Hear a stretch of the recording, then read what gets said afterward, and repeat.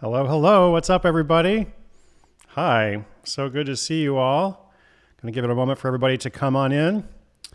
We are now broadcasting live on YouTube, rebroadcasting on Facebook as well, and Periscope. Great to see folks coming in. Give me a little chat and let me know where you're watching from. I see we have a bunch of folks who've already done that. Fantastic. Good. I got a lot of stuff to share with you today, and I am looking forward to it. I hope you've had a good week. Welcome back to our regulars, those who have been joining. I did 30 days of streaming, and then we changed to a weekly format about 2 weeks ago. So now during the week, I kind of make little notes and think about, what I want to share with you. And it's been fun to get emails from people and just see comments in various places and to know what you're working on. So I'm calling this Money Tree TV, which is a very loose wrapper for talking about finding opportunities in a time of uncertainty. So it could be starting your side hustle, doing something to create financial security, whatever that looks like for you, finding a way to move forward, even if you have a job, even if you love that job. What can you do to create extra income, which is what I talk about on Side Hustle School every single day. Been doing that for 1,200 plus days now, but I like this format as well. So let's see if I can say hi to a couple people here. Let's see, Cassandra, what's up? From Washington, D.C. Richard on Facebook from Vancouver. Delph, hey, what's up, man? Welcome back. Happy Tuesday from L.A. Frugalpreneur, always good to see you as well, from Dallas. Corrine, cloudy central Massachusetts. Sandy from Jackson, Mississippi. Hey, what's up? Oh, and Doodle Reads. Hey, man, good to see you. It's Nigel from Lancaster, England. Lots of other folks as well watching in India and Cleveland and Long Beach, all kinds of fun places. So today I've got a question of the day. We're going to talk about your inheritance from a wealthy relative. Maybe you didn't realize you have an inheritance from a wealthy relative, but we'll talk about that. I've got several different website reviews / features to look at. We can talk about any questions that you have. I have an audio question that Christine from Vancouver sent in.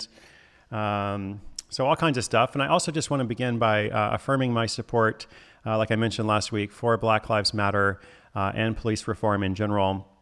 I asked the other day on Twitter, how do you feel about all of this? Do you think that anything's actually changing, for the better? Because sometimes I can feel a little bit, I don't know if it's skeptical or cynical, but I just feel, powerless sometimes. And I'm like, okay, well, these are huge, tremendous problems, but is it actually going to get better? Because we've seen this, over and over. And, I don't want to be like overly optimistic, right? Because there's still a lot of stuff happening, but I do feel that something is different, with this time. And that's what a lot of people said when I asked online. It does feel like we're having this sustained momentum and a longer conversation about these things. And I see around the world, for those watching outside of the United States or our neighbors right in Canada, I see a lot of protests happening in Frankfurt and Berlin, Germany, and really big protests in Sydney. And just it seems like all over the world, people are expressing some solidarity and saying that, it's not okay for people to be treated this way. And so I do affirm my support for that. And then also some people think, just to address this briefly, some people think you shouldn't, use your platform to talk about something that's not related to, making money or whatever it is that you're supposedly known for. But I actually think it's the other way around. I think it's a mistake, to not use whatever influence you have. And if anybody's really offended, they're probably going to be offended at something else. And it actually creates more of a loyalty from people who actually care about what you have to say, and people who also feel really passionate about a topic like this.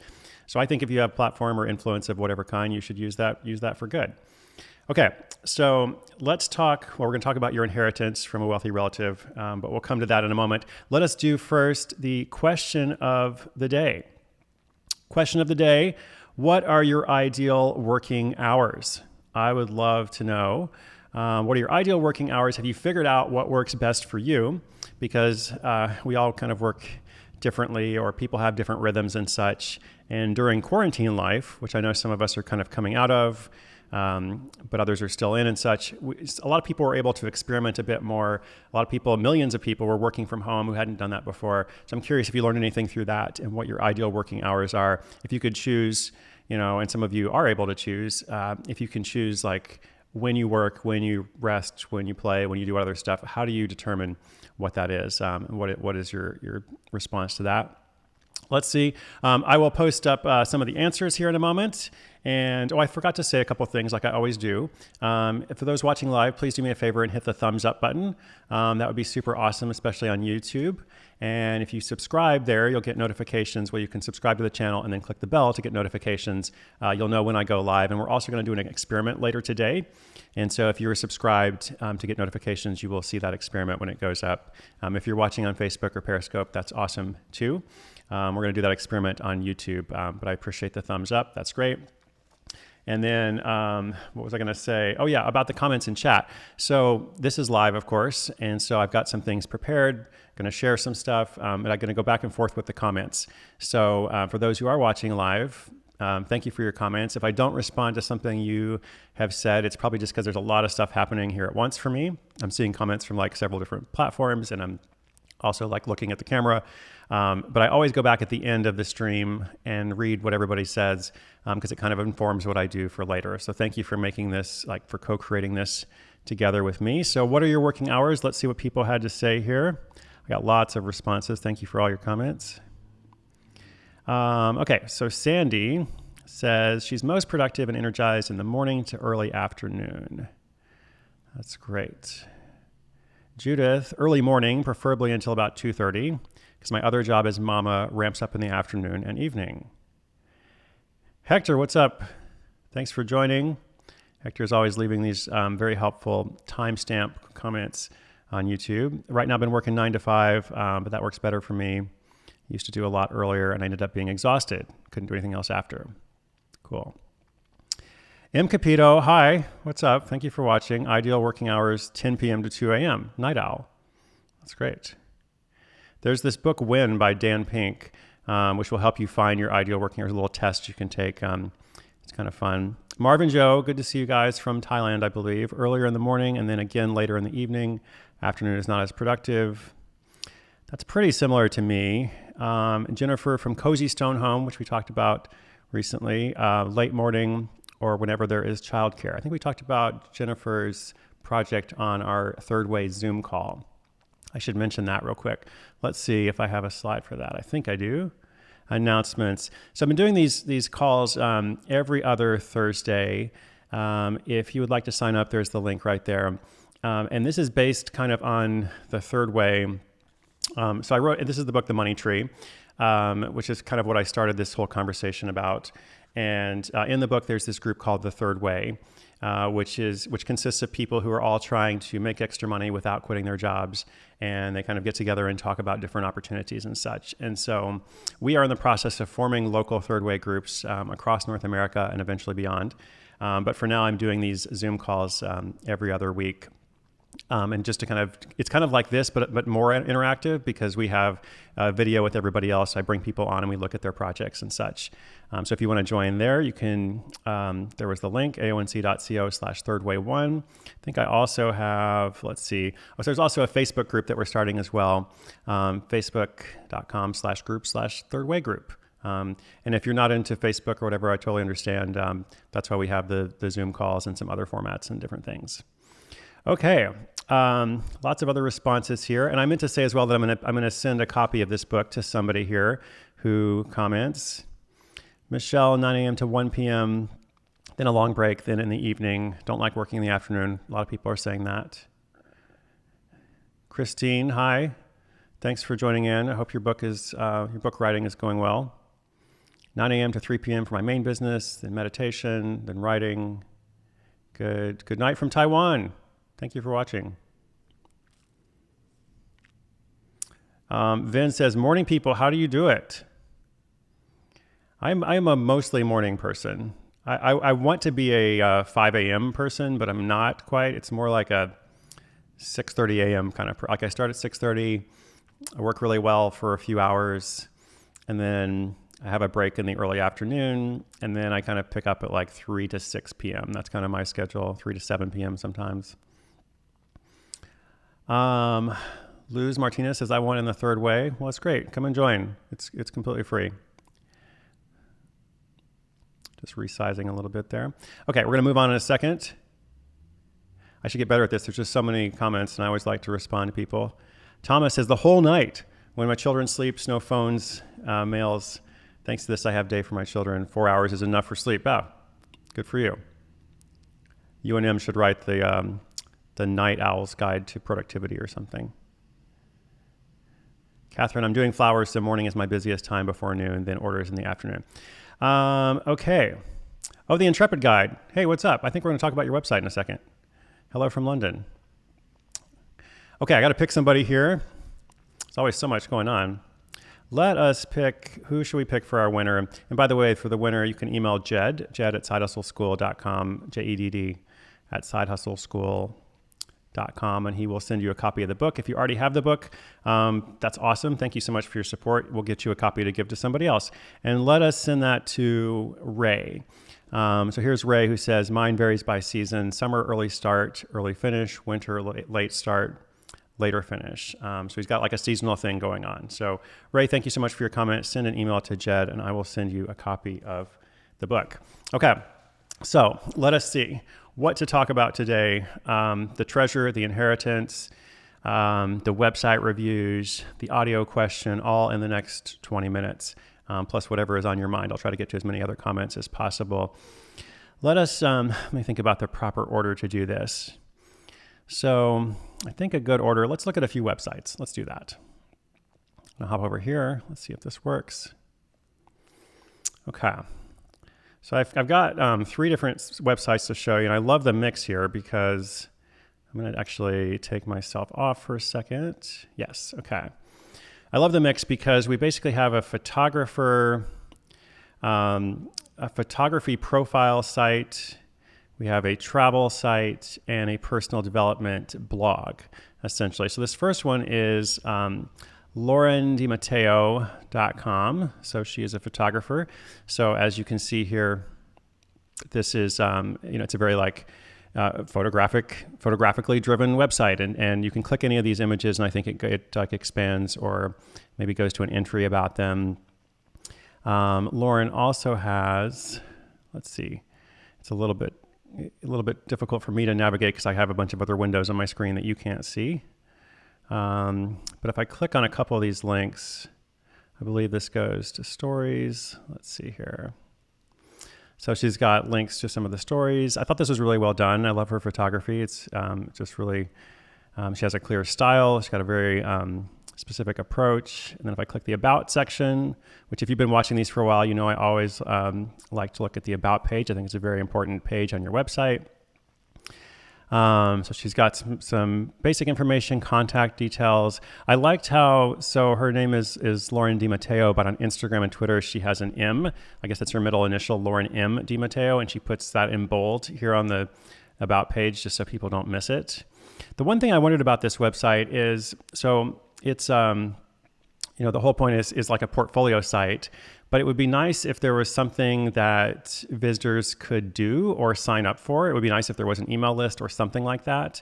Like if I come and I'm like, oh, I really like this photography, or if I met Lauren somewhere and I wanted to keep up with her, it would be nice if there was some way to do that, or just some kind of commitment that I could make as a visitor or as a user. That was my one thought on that might help her continue to build her platform. The next website I wanted to look at, so this is Self-Helping Yourself, and all these requests, by the way, came on Twitter. I asked if people wanted me to look at their website. So if you ever want me to look at yours, just once or twice a week, I usually say, let me know if you have recommendations.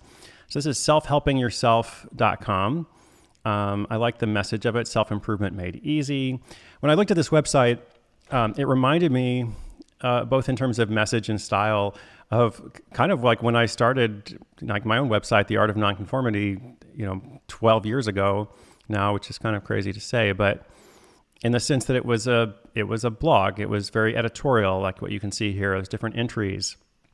And this guy, forget his name, I think it's, Stephen Ray Marks. He's trying to build, platform and profile around this message. He's got an ebook out, The Weight Loss Habit, Why Diets Fail, etc. And, various like messages and such. So if I click here, don't challenge yourself, that's very provocative for me. Like I see it and I want to argue with it because like I'm all about challenge. Like I wrote a book basically, saying that challenge is like one of the keys to our happiness, or at least our purpose and meaning.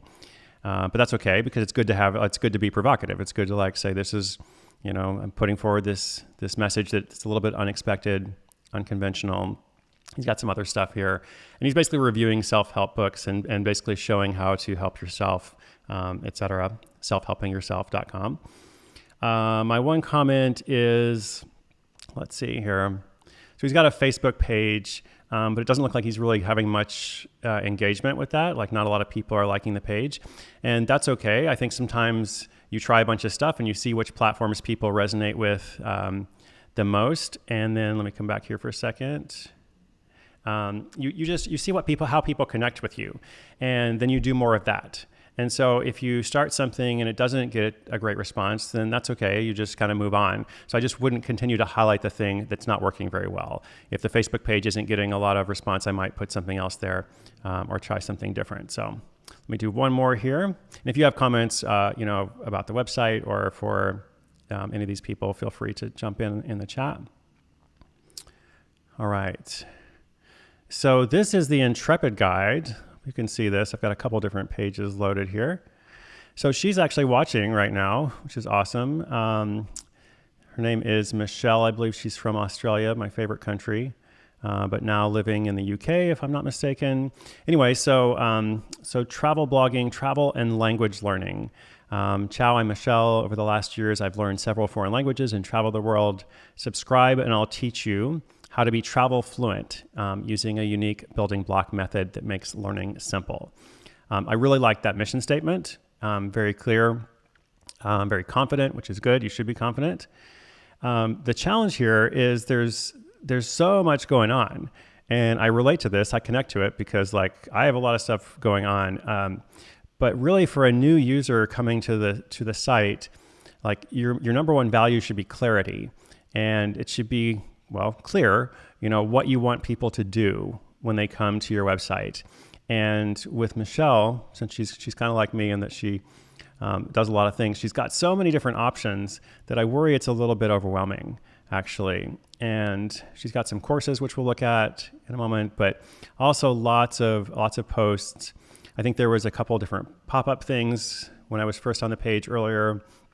There was a banner ad at the bottom, and it was I'm not sure what I'm supposed to do. Do you want me to click the ad and go away from your site? Should I respond to the pop-up? If I click here, there's a lot of stuff that comes up. Destinations, language guides. Yeah, you see there's just so many options. So I wonder what could be done in terms of prioritization. Maybe a little bit of a study in terms of what are people actually clicking. What are the most common ways that people navigate if she is selling courses, which it looks like she is? What are the courses that people buy, more than the others? And I would kind of go all in with that rather than trying to do so much. I know it's hard because, you're excited about all these things. But I just think for new users, they tend to get a little bit overwhelmed. I'm just clicking this link here. Italian phrases for travel. So she's selling this course for $75. I like the testimonials here on the right. That's good. And I think I have the about page here. Maybe just a small little note. This is a really fun photo, but for your about page, it's good to have maybe a little bit more of a close-up of you, more of a headshot, or it doesn't have to be a traditional headshot, but just would be good to be able to see her, and also have this photo somewhere else because it's a beautiful photo, but just to be able to see her a little bit more. But anyway, fun site. And thank you, Michelle, for joining us live. Everybody go check it out. That is, what is the website? theintrepidguide.com. Awesome. I'm going to close these windows that you can't see because it'll make my life easier. All right. Awesome. I see people have a couple of comments and questions and such. Hey, there's Cashan. What's up, man? Finally made it to a live broadcast. Onward and upward. Yeah. How is your business doing? We featured, I think it's Chris, right? Chris from Boston in the 100 Side Hustles book, and also on an episode of Side Hustle School. He has these scavenger hunts that he runs in lots of different cities now across the U.S., and it's a really fun business. So I hope you've been holding up okay during the ridiculous COVID era and such. Just taking a quick little look here. Oh, so Christine has a suggestion. for that self-help site. A variety of images. That's great. I agree with that. Okay, so I'll come back to those comments at the end before we wrap up. Wanted to talk, though, let's see if I can put this up. A couple different things. I don't know if you saw in the news, we're going to talk about your inheritance. I don't know if you saw in the news, there I am, I need to move over, that there's been this treasure chest for the past, decade or so, that has been buried in the mountains of Colorado or Montana or something. This guy wrote a poem about where the treasure is buried. It's more than $1 million worth of gold and other stuff. And so for the past 10 years, people have been searching for it. And there's been forums and Reddit and is the treasure actually real? He has promised that it's real, but nobody could find it. So apparently, over the past week, maybe you saw this, the treasure chest has been found. So there was lots of media attention on that. I think I actually have some live footage of it being located. Oh, there it is. Yeah, live footage of the treasure being located in the mountains, which I'm not sure why the guy's wearing a scuba suit, but details. So the treasure chest was found, and it made me think about this analogy of an inheritance. So here's the analogy. Imagine that you have a wealthy, distant relative. Maybe you don't even know much about this person, but you receive news one day that they have passed away and they have left you an inheritance. They have left you, a lot of money. It's actually a life-changing amount of money. And the only catch is that you have to solve some kind of puzzle. You have to solve some kind of riddle, to get the money. And maybe you're not that good at puzzles. Maybe you don't like riddles. Maybe you don't really think that way. You've never been good at crossword puzzles, or you're just not you don't have that kind of analytical skill. But it's a life-changing amount of money, and all you have to do is solve the puzzle. Wouldn't you do everything that you could, to figure out, okay, how do I solve this puzzle? What are the clues? How can I develop this part of my brain? Maybe I can ask people for advice. I can get their perspective. I'm going to go read some books about solving puzzles. Wouldn't you do everything that you could? To get that money to find that treasure, basically. Well, the thing is, this kind of treasure, which is expressed often as like income or passive income or something that we're going to create for ourselves for our security. I believe that just about everybody has access to that, and the answer is not out on a mountaintop. The answer is not buried somewhere. The answer is kind of within ourselves. It's within our head, basically. It's we have knowledge about something that is valuable to other people, and the only question is, how can we get that knowledge out? How can we extract this knowledge in a way that then has value, that then is marketable, that other people can pay for? Which a lot of the stories I talk about, in the Money Tree, the main character Jake, he goes through this exploration of what is that thing? What is the thing that I am good at? And so let's listen to this audio question that I got from.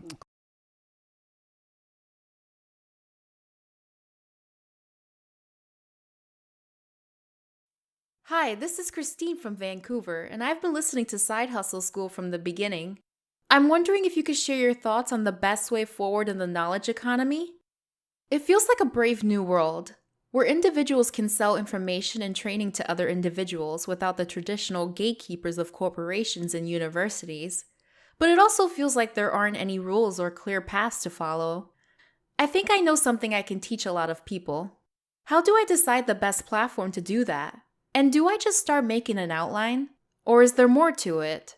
Also, which do you think is better for this, a podcast or a YouTube channel? Looking forward to hearing from you and hope you visit us in Canada soon. All right. Thank you, Christine. I hope I can visit you in Canada soon and visit somewhere soon because, travel is still quite limited in North America and lots of other places. But we'll see, hopefully in the next couple of months. So great question. Very much sets up this whole concept of the knowledge economy, which is just kind of a fancy way of saying information is traded. Information is bought and sold. Information has value. Yes, a lot of information is free, but we also pay for it, as well. We all subscribe to different streaming services. We pay for entertainment. We used to subscribe to newspapers, and now we don't do that. But for a long time, people did. People still buy books, hopefully. Somebody out there hopefully buys books. So we all have something that's kind of, locked in our head, but it's a question of how do we get it out, right? So that's what the whole world of side hustle projects it's like. It's like we have that puzzle that we have to solve. There's a puzzle we have to solve. There's a riddle we have to, decipher. There's like something has to be unlocked. But then there's that treasure that's hidden in the mountains of Montana or under the sea or wherever it is. And so I really believe that there is something that everybody can do. Sometimes people will say, is this something that everyone can, like, it's great that so-and-so has been able to do this, and you highlight all these different stories, but, I don't know what my thing is. Well, the thing is, I don't know exactly what your thing is, but I really do believe that it's possible in like a little conversation to figure out, okay, what is it that you know about? What is your topic of expertise? What are all the things that you are good at? Because somehow there's a way to package that. Okay, so the two things, like the two essential tasks, to you finding your inheritance, to you finding that treasure, to unlocking the value that of the knowledge you already possess, the two essential actions are to decide, okay, what is my idea? What is that thing going to be that I'm going to share? And often the more specific, the better. So like when we were looking at those websites before, the self-help site and Intrepid Travel, those are both fairly broad. Those are both fairly, big picture, high level. And a lot of my work is too. Like a lot of my work with the Art of Nonconformity, it's about life, work, and travel. So it is pretty broad. Doesn't mean that can't work. But a lot of the stories that I end up featuring on the podcast or in some of the books, they actually have like, I'm going to be the expert on, if it's a travel person, it's like one part of the world or, one language, or if it's a language method, then it's much more about the method than the specific language. And if it's self-help, then it's a little bit more specific. Like that guy had a book or an ebook about, I think it was about losing weight or something. So it's like all about losing weight with this specific diet or this path that I chose. So it's not so much broad, So what's your idea? And then the second thing is, how can you bring your idea to life? So Christine was asking, Christine from Vancouver, not Christine Taylor or any other Christine out there. She was asking, like, what's the best platform? Is it YouTube? Is it a podcast or whatever? And that's a whole different conversation. That's almost like, okay, once you have your idea, there are lots of different ways to package it. It doesn't have to be any of those things. We've looked at blogs also. It could be something totally different. So as for what medium is best, it kind of depends on the topic. It depends on you. It depends on who you're trying to reach, and so on. Those are the factors for that. But basically, we have to figure out, and this is the quest that we're all on in different ways. It's like, what's my thing? What's my idea? And what's the best way for me to bring that idea to life? And so if you get stuck, I really think that pretty much everything comes back to those two things. You either haven't found your idea yet, or you're pursuing the wrong idea, or maybe your idea just needs to be tweaked somehow. Or, you've got the idea, but you're stuck on the execution. You're stuck on the implementation. Maybe it's some technical thing that you're struggling with, or maybe it's just, you feel hesitant about moving forward. So whatever it is, like, it's connected to that. What's your idea? How can you bring that idea to life? That's some of what I wanted to share with you today on this day, June 9th. Is it Tuesday? Of course it's Tuesday. It is Tuesday, June 9th, 2020. Before I wrap up, I want to just say hello to anybody else who's out there. And there's Stephanie Laska. Sorry, I got your name wrong. Dirty Lazy Keto. She has a wonderful book, actually a couple books now, and she's got a credible transformation story of her own, and she really exemplifies that path of like finding your idea and then seeing it through. So thank you for joining in. Just going to scroll a little bit to see if there's anything else I wanted to mention. Let's see, what else did I want to say? We're doing an experiment. I'm starting something called Money Tree TV.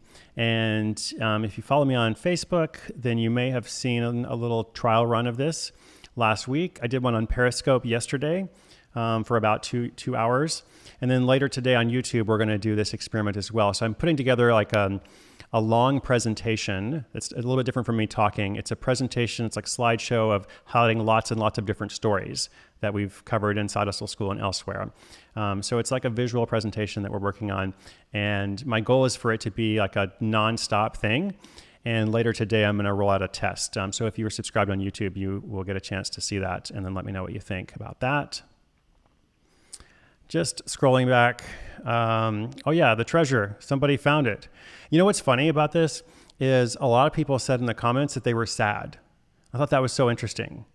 And I totally understood because like the joy is in the quest. And some people are like sad that they found the treasure. You know, they were like, oh, I didn't want the story to come to an end. I just enjoyed hearing about people that were trying to find the treasure. So I totally get it. Luz Martinez says, how long do I spend on social media? Do I like to vary it by project? Is it consistent? I am not that great or consistent at social media. Like I'm really enjoying these conversations. This is fun, but I don't have like a lot of people who are really into this. They have like a spreadsheet or a calendar and it's like, you know, every day these posts are going out at this time and such. And I don't do anything like that. It's much more organic. So I don't know, 20 to 30 minutes a day, probably on average, but it's also kind of inconsistent. Like I will post on Instagram like every day for a week, and then I won't post for like 5 days. So it's not necessarily the best, you know, the best advice, but that's kind of like what I'm doing at the moment. Oh, Delph says, why is Australia my favorite? I do have several favorites. My favorite country. I have several favorites. It's not just Australia, but Australia's always been very good to me, and it's one of the places I would most love to go back to whenever it's possible. I usually go there twice a year, and I have not been able to go there this year. So hopefully at some point. Sandy asks, can a business be successful without being on a social media platform? Absolutely. Lots of businesses are. And you also don't have to be on every social media platform. You're going to be more successful if you pick, you know, the 2 or 3 where your audience, your target market is going to engage the most. I think people actually make a mistake in trying to be everywhere. But some businesses don't have to be on social media at all, for sure. There are lots of people on social media, keep in mind, that they're on social media too much, and they're actually not really generating any kind of ROI from that. And yes, they may have lots of posts, but meanwhile, somebody else who's not even, you know, in that world is doing much better. So I would not say your success is tied to your quantity of, you know, social media posts and such.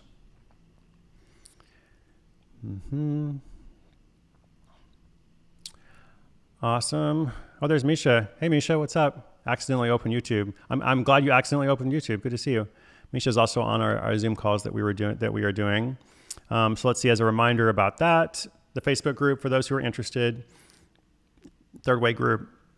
Our next call is going to be next Thursday, I believe. I will be here next Tuesday. Every Tuesday, I'm doing this 9 a.m. Pacific. Be sure you're subscribed. Do me a favor if you haven't hit the thumbs up button. That would be awesome. Very cool. Rebroadcasting on Facebook and Periscope for anybody out there. Maria says, would love to connect with me on LinkedIn. Cool. Connect with me on LinkedIn. It's just my name, Chris Guillebeau. There is Nikki. What's up? So Nikki and I are working on that presentation that I just mentioned. We're going to launch at least a test version of that pretty shortly. So stay tuned on YouTube or subscribe. And Sabine, I'm guessing Sabina, maybe German. What I like about your inheritance analogy, even if you do that treasure, you haven't wasted the effort, unlike all the treasure hunters. Yes, very good. Awesome. Well, thank you all so much. Thank you for joining me. I see a quick question there. How can I get on your Zoom call? So what you're going to do is you're going to go right here and sign up. It's free. We're sending reminders to people who are signed up there. aonc.co/thirdway. There is that. Thank you all so much for being here. It is a crazy time still. And we started talking a couple months ago in this format. The crazy time was largely related to COVID-19. Now we have the issue of, you know, these worldwide protests, as I touched on at the beginning of the episode. If you didn't hear my comments on that, you can watch the replay. But there's always going to be uncertainty. You know, there's always going to be uncertainty. There's always going to be disorder and chaos. And I think, you know, our task is to kind of, it's not see beyond that because that's very much relevant, but it's like in addition to what's happening, in addition to, you know, a lot of things that are outside our control, our task is to ask, okay, what is within our control? What is like the 1% of things that we can influence, and how can we do something for good? How can we do something, you know, for ourselves? How can we do something to kind of, you know, better all the circumstances around us? And last week I shared with you a little bit of a different kind of daily challenge. Just this quote from Martin Luther King Jr., life's most persistent and urgent question is, what are you doing for others? So if you listen to the podcast, you know that I also say it's good to do something for yourself. It's important to be kind, not just to others, but also to yourself.